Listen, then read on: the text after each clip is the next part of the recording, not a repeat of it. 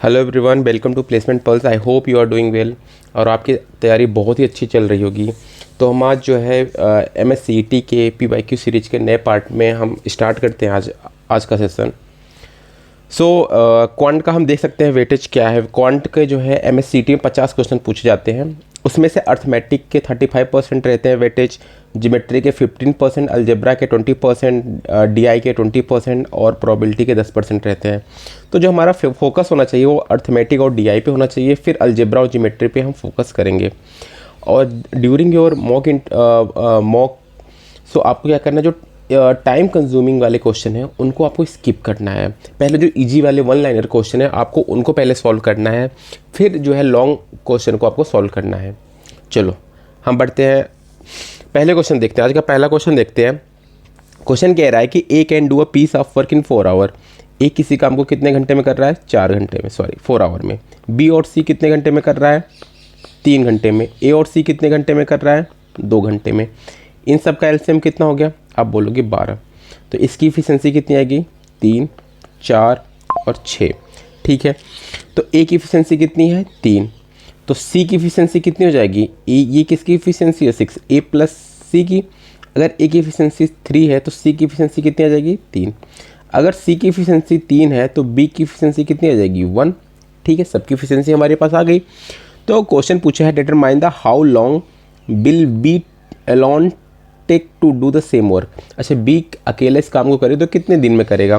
तो टोटल काम कितने हैं? 12। बी की इफिशिएंसी कितनी है? 1। तो कितना देर लग जाएगा? 12 घंटे लग जाएगा। बहुत ही आसान सा क्वेश्चन था, 2024 में CET के क्वेश्चन में पूछा गया था। ठीक है, टाइम एंड वर्क का बहुत ही आसान सा कॉन्सेप्ट था इसमें। सो नेक्स्ट क्वेश्चन में बढ़ते हैं। दूसरा क्वेश्चन कह रहा है अ शॉपकीपर सेल 2 टेबल।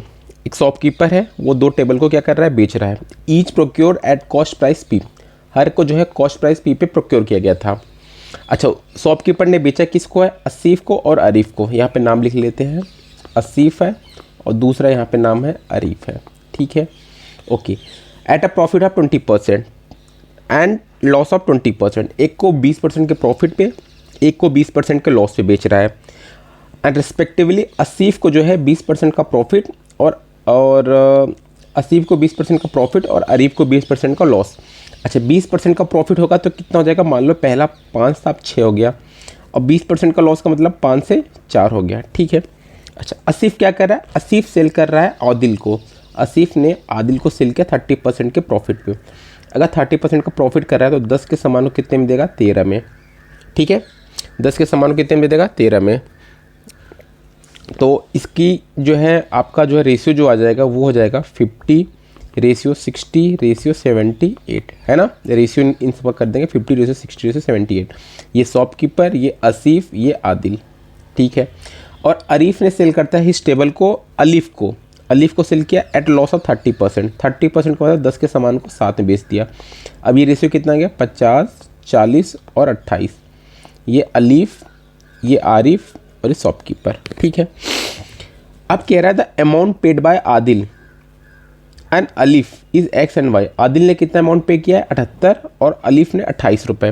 तो उसकी वैल्यू X और Y दे रखी। ये हो गई X और ये हो गया Y। हमसे क्वेश्चन क्या पूछा है? X - Y/P। और P क्या था? ये प्रोक्योरमेंट। P मतलब क्या हो गया? 50। तो X - Y किया तो कितना आ गया? 50 और बाई P कितना आ गया? 50। इसकी वैल्यू कितनी आ जाएगी? 1। तो यही हमसे पूछा था, इसकी वैल्यू निकालना है। कुछ करना नहीं था क्वेश्चन में, बस क्वेश्चन को आपको फॉलो करना है स्टेप बाय स्टेप, क्या कह रहा है क्वेश्चन, और हमें जो है आंसर आ जाएगा। आसान सा क्वेश्चन था ये भी, प्रॉफिट लॉस का। चलो नेक्स्ट क्वेश्चन में बढ़ते हैं, क्वेश्चन नंबर 3। अच्छा, क्वेश्चन नंबर 3 बहुत ही अच्छा क्वेश्चन है। इसको थोड़ा सा आप लोग ध्यान से खुद से ट्राई करो सॉल्व करने का। अगर नहीं सॉल्व हो पा रहा है तो आप वीडियो को देखो। देखो क्वेश्चन कह रहा है deer and tiger are playing joyfully playing with each other. दो थे, कौन था? एक डियर है और एक टाइगर है। डियर और टाइगर। डियर ने नोटिस किया है कि 40 स्टेप अवे है कहाँ से? टाइगर से। मतलब यहाँ पे मैंने मान लिया यहाँ पे टाइगर है आपका और यहाँ पे डियर है। डियर ने नोटिस किया वो 40 स्टेप अवे है। 40 स्टेप क्या है? अवे है। कौन अवे है? डियर। ठीक है, okay. At the same time, उसी टाइम पे tiger start running away from dear.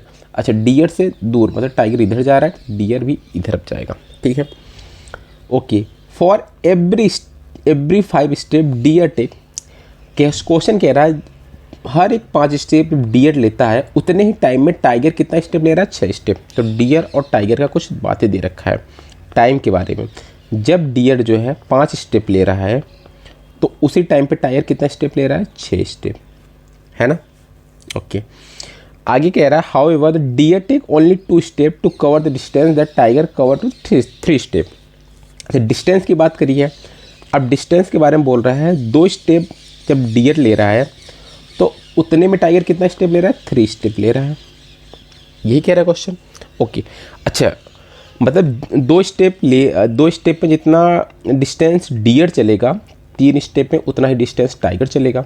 मान लेते हैं इन दोनों का एलसीएम ले लेते हैं। आप बोलोगे 6 मीटर, हमने कहा कि टोटल डिस्टेंस है 6 मीटर अपने कन्वीनियंस के लिए। तो एक स्टेप में डियर कितना चलेगा, एक स्टेप में डियर चलेगा 3 मीटर, क्योंकि 2 स्टेप की वैल्यू कितनी होगी, 6। और एक स्टेप में टाइगर कितना चलेगा, आप बोलोगे एक स्टेप में टाइगर 2 मीटर चलेगा। ठीक है, टाइम को हमने मान लिया सेकंड में, टाइम को हमने मान लिया क्या, सेकंड में। अच्छा, तो अब 5 स्टेप में टाइगर कितना चलेगा, 5 स्टेप में डियर कितना चलेगा। एक स्टेप में 3 मीटर चल रहा है तो 5 स्टेप में 15 मीटर चलेगा टाइगर डियर। तो 1 सेकंड में कितना डियर चल लिया, 15 मीटर। तो डियर की स्पीड कितनी आएगी, 15 मीटर पर सेकेंड, है ना। अब देखो 6 स्टेप में डियर कितना मीटर चलेगा, आप बोलोगे 6 स्टेप में डियर 12 मीटर चलेगा। और 1 सेकंड में कितना चल रहा है, 12। तो टाइगर की स्पीड कितनी आएगी, 12 मीटर पर सेकंड हो गई। ओके, ये वाली डिस्टेंस कितनी थी, 40 स्टेप थी। किसके हिसाब से, डियर के हिसाब से। और डियर एक स्टेप में कितना मीटर चल रहा है, 3 मीटर। तो टोटल डिस्टेंस कितनी हो गई, आप बोलोगे 120 मीटर हो गई डिस्टेंस।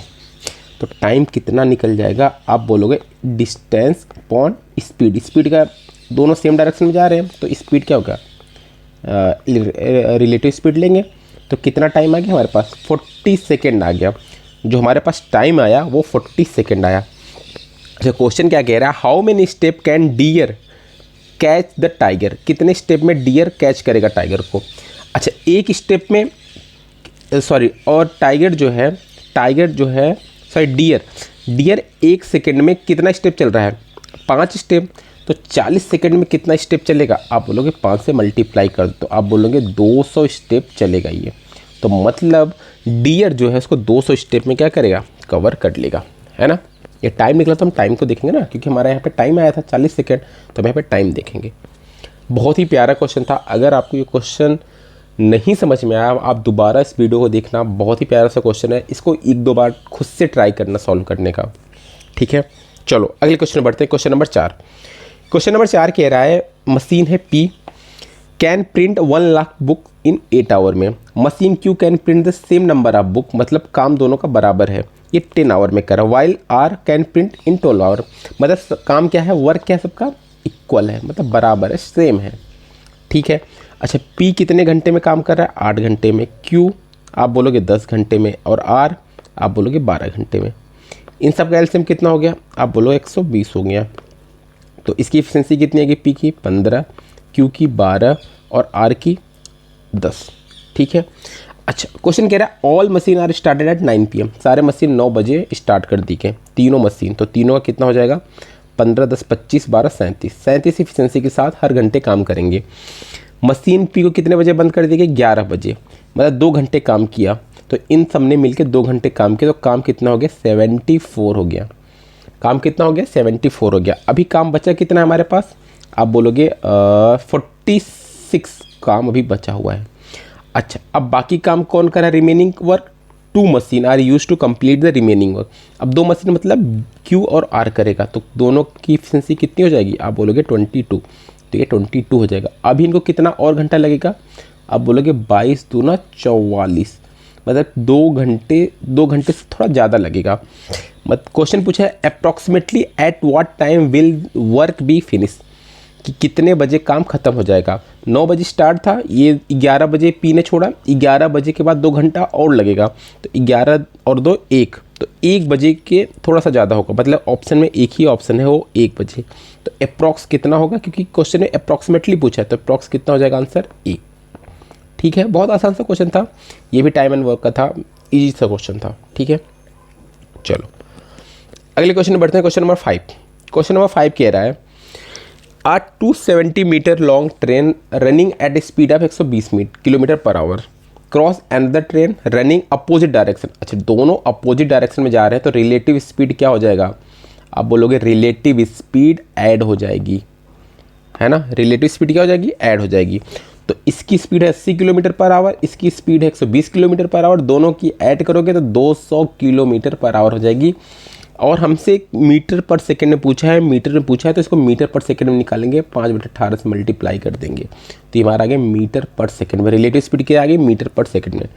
क्वेश्चन पूछा है what is the length of other train, दूसरे ट्रेन की लेंथ बताना है और ये एक दूसरे को 9 सेकंड में क्रॉस कर रहे हैं तो टोटल लेंथ कितनी आएगी, 270 मीटर तो पहले वाली ट्रेन की है, दूसरी वाली की मैंने मान लिया L, और इन्होंने 9 सेकंड में क्रॉस कर रहे हैं और रिलेटिव स्पीड कितनी है 200 × 5/18। ठीक है, अब 9 को यहाँ से हटा के यहाँ पे मल्टीप्लाई कर देंगे तो 9 दूना 18, यहाँ पे हो गया 100, ये हो गया 500, तो L की वैल्यू कितनी आएगी 500 - 270, L = 230 मीटर हो जाएगा। हमसे यही क्वेश्चन में पूछा हुआ था, L की वैल्यू कितनी हो जाएगी 230 मीटर। आसान सा क्वेश्चन था। Question number 5 time speed distance का क्वेश्चन था, आसान सा क्वेश्चन था। नहीं समझ में आया फिर से वीडियो देखना आ जाएगा, कुछ इसमें था नहीं, बस हमें रिलेटिव स्पीड हमें पता करनी थी। ठीक है, चलो क्वेश्चन नंबर 6 की तरफ चलते हैं। क्वेश्चन नंबर 6 क्या रहा है, 2 इक्वेशन दे रखा है, पूछा है कि हमें जेड की वैल्यू पूछी है। पहला इक्वेशन क्या है, आप कहोगे x² - y² की वैल्यू कितनी दे रखी है 20, तो x + y और x - y कितना आ गया 20। ठीक है, अच्छा 20 का अगर हम वो करें, इसको बाइफर्केट करें तो आप बोलोगे 1 × 20, मैंने कहा ठीक है। आप बोलोगे 2 × 10, मैंने कहा बिल्कुल। आप बोलोगे 5 × 4, यही होगा, है ना 20। ठीक है, अगर x + y 20 हो तो x - y क्या 1 हो सकता है क्या कभी पॉसिबल, आप बोलोगे नहीं। हमने कहा x + y अगर 10 हो तो x - y 2 हो सकती है क्या, ऐसे कैसा केस होगा, तो आप बोलोगे जब x = 6 और y = 4 होगा। कर लो इन दोनों का ऐड 10 और इन दोनों का डिफरेंस 2, तो आ रहा है 20, मतलब ये और ये तो नहीं होगा। तो x की वैल्यू कितनी आ गई 6 और y की वैल्यू कितनी आ गई 4। ठीक है, दूसरा इक्वेशन क्या दे रखा है, दूसरा इक्वेशन दे रखा y³ - 2x² - 4z that is equal to -12। ठीक है, और हमसे z की वैल्यू पूछा है और हर एक क्या है पॉजिटिव इंटीजर है, तो y की जगह क्या रखेंगे 4, तो 4 का क्यूब कितना होता है 64 - 2, x का क्यूब x का स्क्वायर कितना 36 और इंटू 2 कितना हो जाएगा 72 - 4z इज इक्वल टू -12। ये कितना आ गया, आप बोलोगे -8, तो -8 - 4z इक्वल टू -12। यहाँ से माइनस माइनस माइनस कट गया तो 4z is equal to less than कितना हो जाएगा 8, क्योंकि 8 उधर गया तो 4 हो जाएगा, सॉरी ये 4 हो जाएगा। तो z is equal less than equal to 1 होगा, z की वैल्यू जो होगी वो लेस दैन इक्वल टू 1 होगी, या 1 होगी या 1 से कम होगी, तो ऑप्शन हमारा क्या हो जाएगा बी। ठीक है, ये है। यहाँ पे ये क्वेश्चन थोड़ा गलत लिखा हुआ है, ये क्वेश्चन होगा यहाँ पे y³ - 2x² - 4z that is equal to -12, ये इक्वेशन होगा इसकी जगह, यहाँ पे प्रिंटिंग मिस्टेक हो गई है ना। ठीक है, आसान सा क्वेश्चन था ये भी। चलो next question, question number 7। Question number 7 कह रहा है ट्रायंगल है ABC, हमने एक ट्रायंगल मान लिया ABC। ठीक है, ये हो गया हमारे पास ट्रायंगल है ABC, ये इसका नाम कर दो, और इसकी साइड क्या है x y z है, और x और z की वैल्यू कितनी है 12, x और z की वैल्यू कितनी है 12, x और z इन दोनों का मल्टीपल क्या है 12 है। x y z क्या है पॉजिटिव इंटीजर, डिटरमाइन करना how many such triangle are possible to be, कितने ट्रायंगल पॉसिबल होंगे, हमसे यही पूछा। हमें पता है कि हमें फॉर्मूला पता है। अब देखो बता इसका मेथड कैसे होगा, x और y 12 है तो ये तो या तो x1 या z 12 हो सकता है, या x2 z 6 या 3 या 4, है ना, यही होगा पॉसिबल। या फिर दोबारा आप कह सकते हो 4 3 6 2 12 1, ये वही रिपीट हो रहा है, यही वाला रिपीट हो रहा है, तो मतलब हम इन 3 को कंसीडर करेंगे। ठीक है, ओके। अब देखो हमें पता है जब हमें ऐसे 2 पते हैं और हमें निकालना हो कितने नंबर ऑफ ट्रायंगल हो गए, तो हमारे पास जो ट्रिक है वो क्या है, ट्रिक कहती है जो स्मॉलर नंबर है उसमें किससे मल्टीप्लाई करो 2 से और -1 कर दो, तो कितना आ रहा है 1, तो इस वाले से जो है एक ट्रायंगल बनेगा, इस वाले से आप कहोगे जो स्मॉलर नंबर है उसको 2 से मल्टीप्लाई फिर से कर दो। स्मॉलर नंबर क्या है, 2 है, और 2 को 2 से मल्टीप्लाई करो, -1 कर दो, आप बोलोगे 3। तो आप कहोगे इस वाले से 3 ट्रायंगल पॉसिबल है। मैंने कहा इस वाले से कितने होंगे, आप कहोगे कि जो स्मॉलर नंबर है उसको 2 से मल्टीप्लाई कर दो, तो 3 को हमने 2 से मल्टीप्लाई कर दिया, -1 कर दिया, तो कितना आएगा 5। तो इससे 1 ट्रायंगल पॉसिबल, इससे 3 ट्रायंगल पॉसिबल, इससे 5 ट्रायंगल पॉसिबल। तो टोटल कितने नंबर ऑफ ट्रायंगल पॉसिबल है, 9 नंबर ऑफ ट्रायंगल पॉसिबल होंगे। तो इसका आंसर क्या हो जाएगा, ई 9। तो बहुत ही आसान सा क्वेश्चन था। अगर आपको ये पता होता कि कभी भी हमें अगर 2 साइड हमें पता है, हमें से निकालना है कितने नंबर ऑफ ट्रायंगल पॉसिबल होंगे, तो स्मॉलर साइड को जो है स्मॉलर साइड को 2 से मल्टीप्लाई कर दो, -1 कर दो, तो हमें नंबर ऑफ ट्रायंगल यहाँ से पता चल जाएगा, है ना। ठीक है, चलो अगले क्वेश्चन, लास्ट क्वेश्चन पे आज बढ़ते हैं। आज का लास्ट क्वेश्चन है क्वेश्चन नंबर 8। क्वेश्चन नंबर 8 कह रहा है एक व्हील है जो कि 1000 रिवोल्यूशन कर रहा है, 1000 रिवोल्यूशन कर रहा है इन covering a distance of 88 kilometre. अब हमसे रेडियस मीटर में पूछा है, तो पहले 88 को हम मीटर में बदल लेते हैं। 88 किलोमीटर को मीटर में बदलना है, 1000 से मल्टीप्लाई कर दिया, तो 88,000 मीटर है डिस्टेंस वो कवर कर रहा है। अच्छा, अब वो क्या है, वो व्हील है, तो व्हील क्या होता है, सर्कल में होता है, और एक अगर वो सर्कल कंप्लीट करेगा तो कितना डिस्टेंस चलेगा, 2πr। और ऐसे कितने एक रिवोल्यूशन में इसको 2πr चलेगा, ऐसे कितना रिवोल्यूशन कर रहा है, 1000, तो 2πr इंटू 1000 रिवोल्यूशन इसके किसके बराबर है, 88,000 के बराबर है। तो 3 0 से 3 0 कट गया। अब यहाँ पे पाई 2 इंटू पाई की value 2/7, 22/7 into R is equal to 88, 22 दूना 44 और 22 चौक 88 हो गया, और 22 चौक 88, 22 एक्का 22 और 22 चौक 88, और 4 2 दूना 4, तो आर इज इक्वल टू कितना आ गया, 14 मीटर हो गया। आर की वैल्यू कितनी की, 14 मीटर। बहुत आसान सा क्वेश्चन था। और अगला, थैंक यू। तो आज का यही सेशन ख़त्म होता है। आज हमने बहुत अच्छे क्वेश्चन लाने की कोशिश करी है। हमने जो क्वेश्चन नंबर आप देख सकते हो कि क्वेश्चन नंबर 3 बहुत अच्छा क्वेश्चन था, बहुत प्यारा क्वेश्चन था क्वेश्चन नंबर 3। अगर आपको ये क्वेश्चन नंबर 3 नहीं समझ में आया हो, फिर से जाना, फिर से एक बार इसको ट्राई करना है, इसको आप खुद से सॉल्व करने का। क्वेश्चन नंबर 4 भी अच्छा था। क्वेश्चन नंबर इसके बाद आप जो है 5 भी तो ईजी था क्वेश्चन। क्वेश्चन नंबर 6 को थोड़ा सा आप देख सकते हो, और क्वेश्चन नंबर 7 में आपको ये फार्मूला पता होना चाहिए। अगर आप एग्ज़ाम हॉल में बैठे हो, आप वहाँ पे जो है हर एक सिचुएशन को नहीं लिखना स्टार्ट करना है। आपको जितने भी शॉर्ट ट्रिक होते हैं उनको आपको एग्ज़ाम हॉल में ही यूज़ करना है। शॉर्ट ट्रिक इसीलिए बना है ताकि आपको एग्ज़ाम में कम से कम टाइम लगे। तो आपको ये वाला आपको पता होना चाहिए था। स्मॉलर साइड में अगर हम 2 से मल्टीप्लाई करते हैं, उसे -1 करते हैं, तो हमें उसकी साइड पता चल जाती है कितने नंबर ऑफ ट्रायंगल बन सकते हैं उससे। ये क्वेश्चन नंबर 8 रिवोल्यूशन वाला था। हमने एक सर्कल जो है एक रिवोल्यूशन में 2πr चलता है, तो 1000 में जो है 2πr इंटू 1000 हो जाएगा, जो कि किसके बराबर था, 88,000 के बराबर था। तो बहुत ही आसान सा क्वेश्चन था सारे। आज का सेशन यहीं पे ख़त्म करते हैं। मिलते हैं कल एक नए सेशन में, और इसी तरीके से अच्छे क्वेश्चन हम लेके आएंगे। तब तक आप अपना अच्छे से मेहनत करते रहिए, PYQ सॉल्व करते रहिए। मिलते हैं कल के सेशन में फिर से।